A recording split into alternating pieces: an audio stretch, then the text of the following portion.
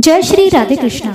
आप सभी को हमारी ओर से छठ पूजा व्रत की हार्दिक शुभकामनाएं। आज की इस वीडियो में आप सुनेंगे छठ पूजा व्रत कथा।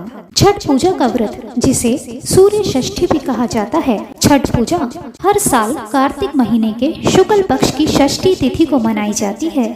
छठ पूजा का पर्व 4 दिनों तक मनाया जाता है। यह पर्व चतुर्थी से सप्तमी तक चलता है। इस व्रत में माता छठी की पूजा की जाती है। पौराणिक मान्यताओं के अनुसार छठी मैया को सूर्य देव की बहन और ब्रह्मदेव की मानस पुत्री माना गया है। इनका नाम षष्ठी मैया है, जिन्हें छठी मैया के नाम से भी जाना जाता है। छठ पूजा में सूर्य देव के साथ इसी देवी का पूजन करते हैं। पौराणिक कथाओं के अनुसार जब ब्रह्मा जी ने सृष्टि की रचना प्रारंभ की तो उन्होंने अपने शरीर के 2 हिस्से किए। दायां भाग पुरुष और बायां भाग प्रकृति बनाया।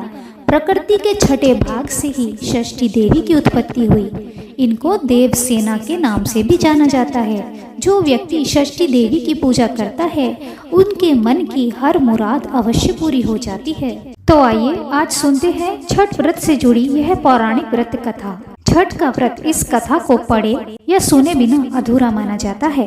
कथा शुरू करने से पहले मेरा आप सभी से निवेदन है कि वीडियो को लाइक जरूर कर दीजिए और कमेंट बॉक्स में जय सूर्यदेव और जय षष्ठी मैया की जरूर लिखें, जिससे संपूर्ण कथा सुनने का फल आप सभी को अतिशीघ्र ही प्राप्त हो जाए। कृपया कथा को श्रद्धा पूर्वक और विश्वास के साथ शुरू से अंत तक जरूर सुनें। छठ व्रत से जुड़ी पौराणिक कथा जो कि इस प्रकार से है। पौराणिक मान्यता के अनुसार राजा प्रियव्रत और उनकी पत्नी मालिनी के कोई संतान नहीं थी।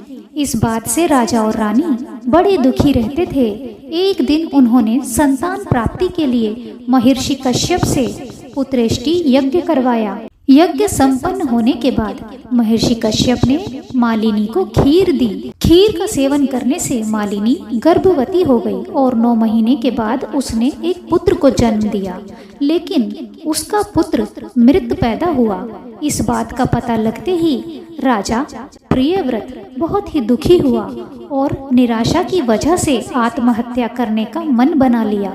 परंतु जैसे ही राजा ने आत्महत्या करने की कोशिश की, उनके सामने भगवान की मानस पुत्री देवसेना प्रकट हुई और उन्होंने कहा कि मैं षष्ठी देवी हूँ और मैं लोगों को पुत्र का सौभाग्य प्रदान करती हूँ। इसके अलावा जो सच्चे मन से मेरी पूजा करते हैं उनकी सभी मनोकामनाएं मैं पूर्ण कर देती हूँ।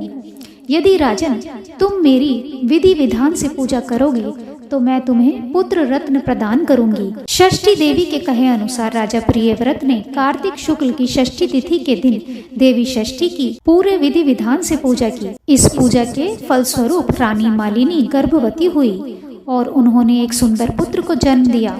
तभी से छठ का पावन पर्व मनाया जाने लगा। पौराणिक कथाओं के अनुसार महाभारत काल में भी जब जुए में पांडव अपना सारा राजपाट जुए में हार गए थे, तब द्रौपदी ने छठ का व्रत रखा था। द्रौपदी के व्रत से प्रसन्न होकर षष्ठी देवी ने पांडवों को उनका राजपाट वापस दिला दिया था। इसी तरह छठ का व्रत करने से लोगों के घरों में सुख समृद्धि और खुशहाली बनी रहती है। वहीं पौराणिक लोक कथाओं के अनुसार महाभारत काल में सूर्य पुत्र कर्ण ने भी सबसे पहले सूर्य देव की पूजा की थी और कहा जाता है घंटों पानी में खड़े होकर दानवीर कर्ण सूर्य को अर्घ्य देता था। सूर्य देव की कृपा से कर्ण एक महान योद्धा बना था। आज भी छठ में अर्घ्य दान की यही पद्धति प्रचलित है। इस त्योहार में देवी षष्ठी माता एवं भगवान सूर्य को प्रसन्न करने के लिए स्त्री और पुरुष दोनों ही व्रत रखते हैं। इसमें गंगा स्नान का महत्व सबसे अधिक होता है। लोक मान्यताओं के अनुसार सूर्य षष्ठी या छठ व्रत की शुरुआत रामायण काल से हुई थी। इस व्रत को सीता माता समेत द्वापर युग में द्रौपदी ने भी किया था।